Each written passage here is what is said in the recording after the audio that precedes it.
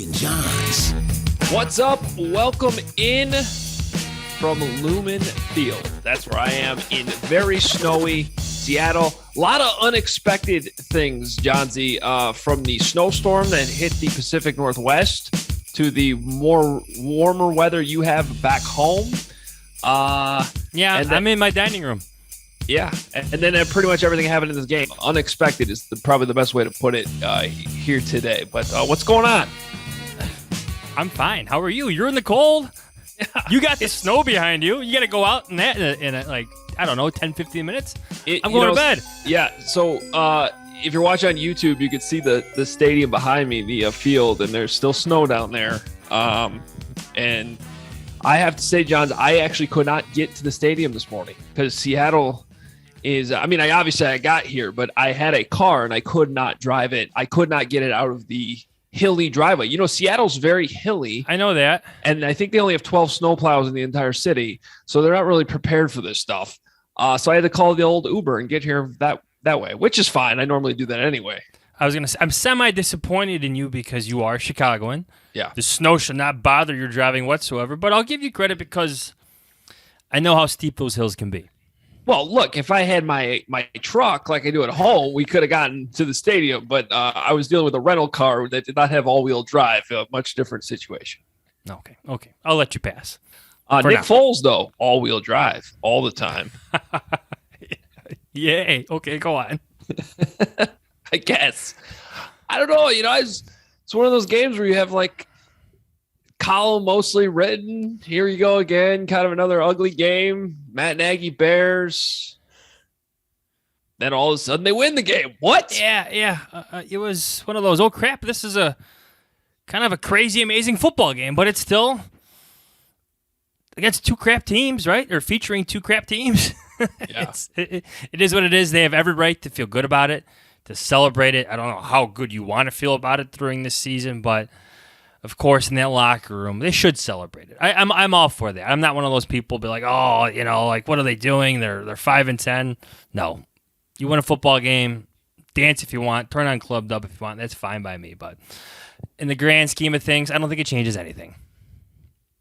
No, certainly, obviously not in the big picture, but I think just being here, Johnson, you could tell it still meant something in that locker room. Like meaningless win in the standings, obviously. But still meaningful, I think, in that locker room. I think meaningful for Matt Nagy.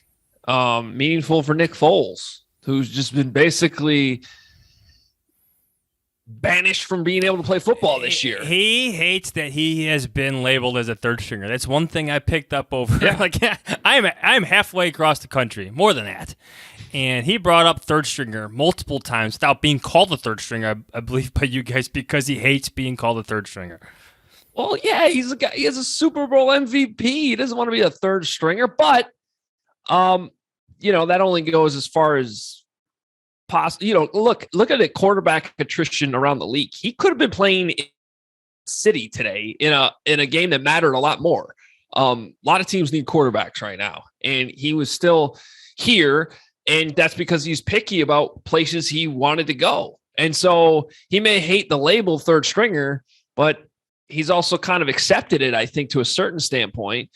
And hey, finds out Friday morning, he's going to start in this game against the Seahawks and comes to play, gets the game-winning drive at the end. And for it to go to Jimmy Graham, too, here in Seattle against his former team. You talk about two guys who really haven't had two good years in Chicago at all.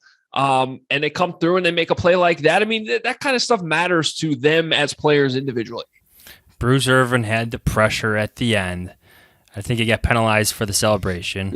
But sure, that matters to Bruce Irvin. And Germain Ifedi, new captain Germain Ifedi, the biggest play of the game he made was recovering Nick Foles' fumble. So hooray to that. But yeah, I'm sure. Like, I'm trying not to be so negative about this, but at some point you have to realize the Bears still are 5-10.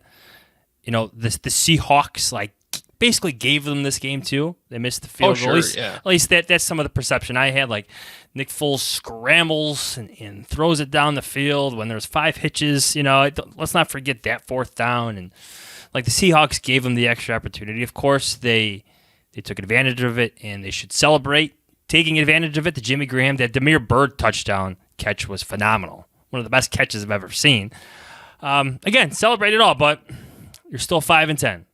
I don't think things change that much. Yeah, and look, no means trying to make it a bigger deal than it is. I guess I have some appreciation, Johnsy, for the effort mentality today. Like, I've been here for the effort Matt Nagy for a long time. Yeah, that's all I'm saying is like good for them. Like, right, individually as people doesn't change anything for the Bears organization going forward. Here's my where I'm stuck on that. Like, I know what David Montgomery said after the game.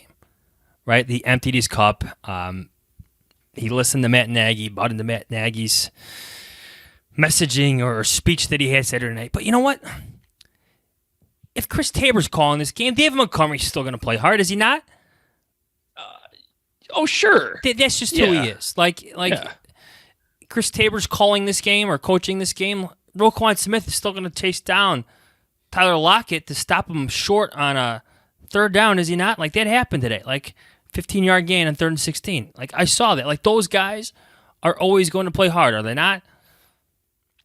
Yeah, but I think at some point that's also a testament to some of that has to go back to the coaching staff. Because that is one thing we can say about these guys, regardless of all the faults of this team, is they do still play hard. There's no question about that. I don't know. Sometimes I just think that's who they are. Like, Cole Kmet's still going to play hard. Like, he's still going to try to run over ball carriers because that's what Cole Kmet does. So he was drafted to do, right? Like, I know what you're saying. There's value in that. You got to give the Bears some credit for being the ones that drafted those players that have those attributes. So I think there's developing them that way. There's almost two different conversations here in a sense, though. Like, because that's team building versus actual gameplay in a sense, like game or play calling. I don't know. But I think I know what you're saying, but I don't know if I want to go too far down that road just because of where we are in this season, what we've seen over the past 3 years, like why Nick Foles is playing number one. There's just too many things for me to at least jump fully or go fully down that road. Yeah, that's fine. That's honestly, you disagree, but that's cool. No, we're talking about semantics. I mean, obviously that does not. All I'm saying is that stuff mattered today, and guess what? Today doesn't matter at all, really, in the big picture. So that's fine. Like, they clearly do not have enough of that to be a winning football team overall. Today, against a bad Seahawks team, Matt Nagy's empty the cup speech that he got from his son last week driving home from another loss, combined with Nick Foles' veteran poise, good enough combination to win in Seattle, but is that good enough to win against base? Like, look at the teams that they've beaten. They beat the Seahawks, they've beaten the Lions, and before that, you got to go all the way back to early October in Las Vegas against a flawed Raiders team. So no one's saying that this changes anything at all going forward. I just do think that it's still a really hard league to play a sport like football, and these teams are more evenly matched than you see in other sports because it's still the NFL. And I'm willing to give these guys credit. And specifically, I guess what I'm talking about is just Matt Nagy. Like, I don't even agree with most of it. There's no world in which I would have started Jermaine Ifedi over Larry Borum. Doesn't make any sense, but he Artie Burns over Thomas Graham. Right. They did it. It worked. They won. And after the game, Matt Nagy was like, yeah, it's all about Sunday. I've been saying that all year. Like, he was specifically asked about weighing this game versus long-term development. That was his answer. But it wasn't always about this Sunday, though. Like, when Justin Fields starts, it's not about this Sunday. It's about, like, building on Sundays, Like, it should be. I mean, sometimes I wonder if that's the problem. Yeah, if it was really about this Sunday, like Andy Dalton is still your starter in Week 4. Yeah, I don't know. I know what you're saying. It is what it is at this point. Well, I don't know. You saw this game on TV. What other observations you have? You got anything? Man, Mr. Negative over there in Chicago. Nice hoodie, though. I'm glad that finally came in. Yeah, it's sharp, right? Yeah. I wore it last podcast, too, but I wanted you to see it. Like, Kevin doesn't count. Ooh, Kevin doesn't count. I'm just kidding. That's not very nice. Yeah. You deserve to see it, too, I guess. It is sharp. It is sharp. Obviousshirts.com for those of you maybe you got some of those, I don't know, you're looking for a post-Christmas present. Maybe need to return a couple things, go back and use that on the sweatshirts we got on obviousshirts.com. I'd also like to encourage those people tweeting them at us to do the same. Anyway, enough with the sales pitch. I am here for wild, dramatic football games. I am. They're entertaining. Like, at one point, this felt like a very dull football game. Like Nick Foles had 76 passing yards at halftime. They weren't running the ball enough. That whole what was it? There was a second or third possession where they get stopped on 4th and goal, and he throws it short of the end zone. Like it looked like one of your typical the offense doesn't work Bears games for a little bit. At least it was fun in the end. The Seahawks helped with that. Let's not forget that Nick Foles was sacked and stripped of the ball 2 plays before his touchdown to Jimmy Graham. But at least it turned into a fun, dramatic football game. And yes, I do think the character of some of the players was apparent.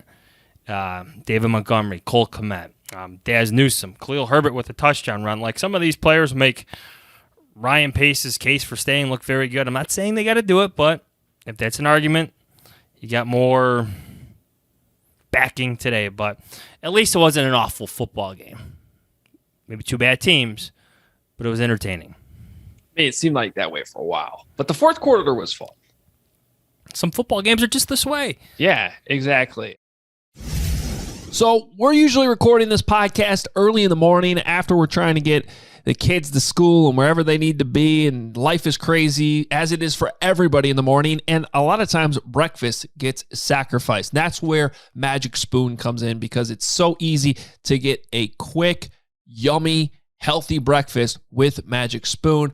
0 grams of sugar, 13 to 14 grams of protein, and only 4 net grams of carbs in each serving. Only 140 calories a serving. Keto-friendly, gluten-free, grain-free, soy-free, and low-carb. And you can build your own box. Available flavors. To build your very own custom bundle are cocoa, fruity, frosted, peanut butter, blueberry, cinnamon, cookies and cream, and my favorite, maple waffle. And a little trick, life hack, it always tastes really good, too, as a late-night snack. If you want to cheat at night before you go to bed, a healthy snack right before midnight, how about that maple waffle? I'm telling you, it's great. Go to magicspoon.com/Adam to grab a custom bundle of cereal and try it today. Be sure to use our promo code Adam at checkout to save $5 off your order. Magic Spoon is so confident in their product, it's back with a 100% happiness guarantee. So if you don't like it for any reason, they'll refund your money, no questions asked. Remember to get your next delicious bowl of guilt-free cereal at magicspoon.com/Adam. Use the code Adam to save $5 off. Thank you, Magic Spoon, for sponsoring this episode. All right, let's, I guess, turn the conversation more big picture. They get the win. Like, this is kind of the perfect segue, actually, to talk about like why this win doesn't change anything, because you have this opportunity this week to start your new coaching search, right? You can start at 8 a.m. on Tuesday. You can start having virtual interviews, albeit only for 2 hours at a time, with candidates that are on other teams. If you fire Matt Nagy tomorrow. And quite frankly, this win, this game, whatever happened today, should not factor into that decision at all. Like, you either are firing the head coach or you're not firing the head coach. That decision's probably already been made. But it just still seems unlike the Chicago Bears to fire him tomorrow. Like, as we sit here and record this on Sunday evening, I won't be completely surprised if it happens, because it actually makes sense to start going down the road and start talking to some of these other head coaching candidates, but it's the Bears. So, and for all I know, they may actually factor this win into that and be like, oh no, he deserves to face the Giants next week. it would be so Bears for them not to take advantage of it, really. Mm-hmm. This is a new rule just approved, and I don't think they're prepared to take advantage of it. Like, I still, like, even if they did it, I've said this before, even if they did fire Matt Nagy tomorrow morning, I would have to read that email 5 times to make before I was convinced it wasn't spam. Like, they just don't do this. And now there's actually motivation to do it. I know some people roll their eyes at the Zoom stuff, and some teams probably don't think it's as serious. And I think some interviews can actually be declined, right? Well, you can, but not a good look to decline interviews for your assistants. Yeah, it's one of those things where you technically can decline, but then you're just putting it off during your playoff weeks. Because once the playoffs start, you can't decline those opportunities for your assistants. So you're basically making a choice of, oh, we're not going to let you talk to this guy this week, but then we're going to let you talk to him in the middle of our week when we're preparing for a playoff game. So there's not much logic for declining the interviews. Yeah. And you know what, though? And if you're the Bears, like I strongly believe that there are some different people advising the Bears right now. And, like, there is more information. Like, the more information you have, the better right now if you're George McCaskey. He may be overwhelmed by it. There may be too much for him, but he needs it if he's going to lead this charge of change. He just needs it. Every 2-hour interview, whether it's Josh McDaniels, Todd Bowles, Byron Leftwich, it all has value, extra value for what's to come for him. And this is an important decision. He's in charge of it. And you can't dismiss that extra time. You may hear something in a 2-hour interview that you won't hear in a few weeks from now, just because that coach is in a different mindset. Maybe some losses have happened. Maybe there's a playoff exit that was surprising. There's value in these 2-hour Zoom interviews, and I think everybody's also used to working over Zoom. We're doing this podcast over Zoom. You're in Seattle. I'm in my dining room in Chicago. Stuff can be done. I agree. And again, I go back to, if you've already made that decision, then, and by the way, if you haven't, what's there left to look at? I mean, I don't know. Unless you're going to choose to be heavily influenced by this type of game today, which would probably be a mistake. But like, if anything, there's an extra layer of awkwardness, but this whole season's been awkward from the handling of Wacky Tuesday. Yeah. I guess the only argument for not doing it would be if for some reason you think it could do more harm to the players. You hear comments like David Montgomery talking about Matt Nagy after the game, and there's still a level of respect there. And I don't doubt that at all. Like, there really is a level of respect. So could you potentially alienate the players by making this move with 2 games to go?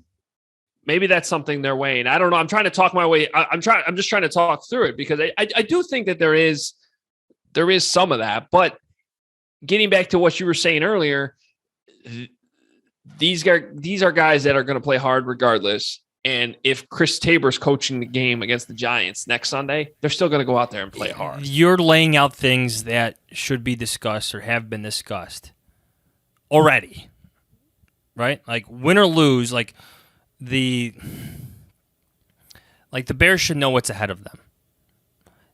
Win or lose, they should have had these discussions, preparing if they making a decision in case we win, making this decision in case we lose. This is the first time these rules are in effect, and you have to be prepared. I don't know if they're fully prepared, but you have to be. I feel like we've had a lot of conversations about this. Yeah.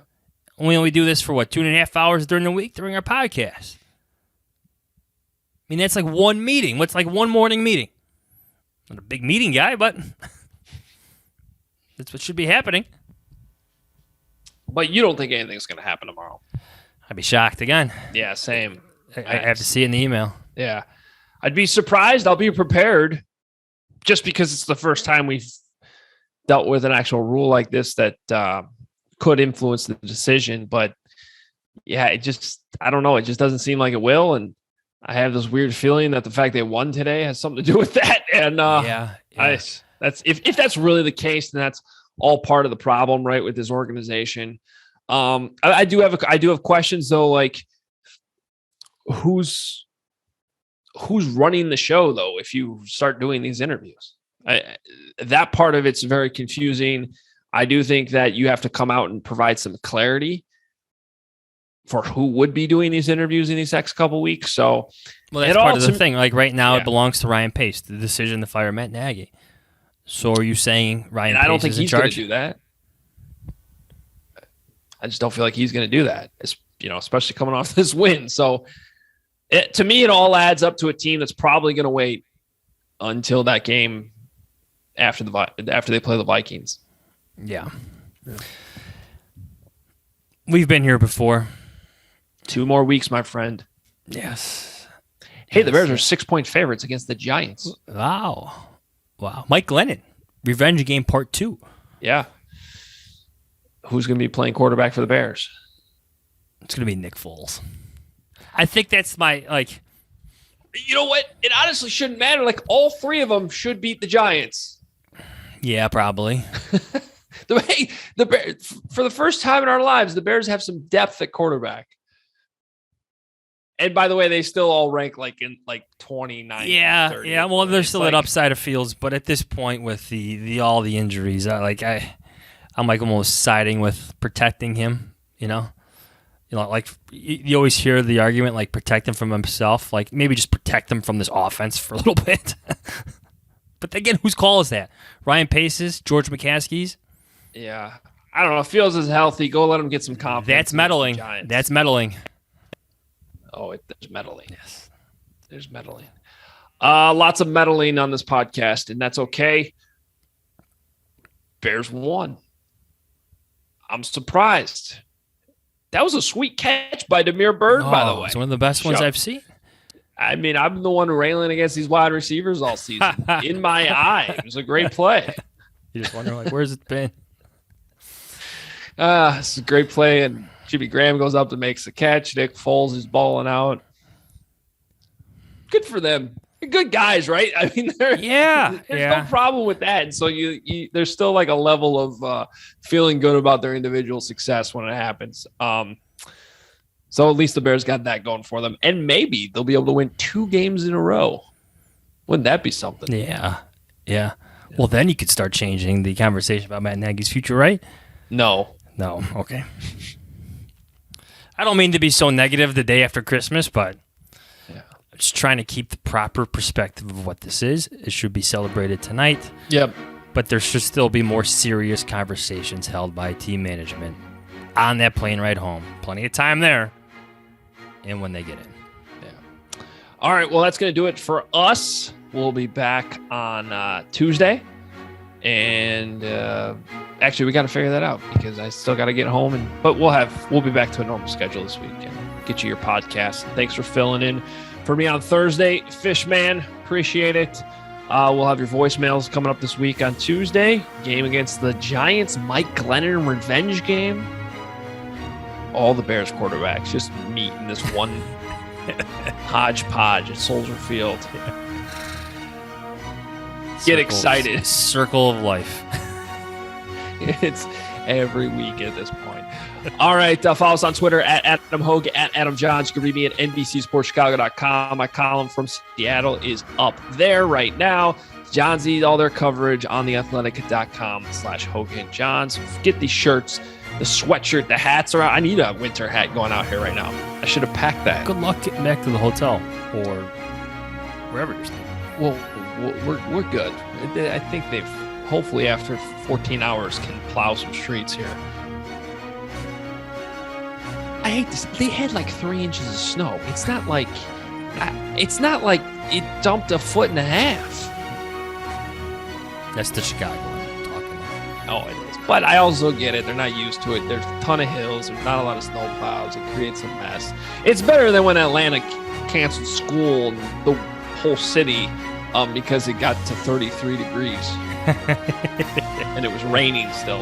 Yeah. Come on, everybody. Yeah.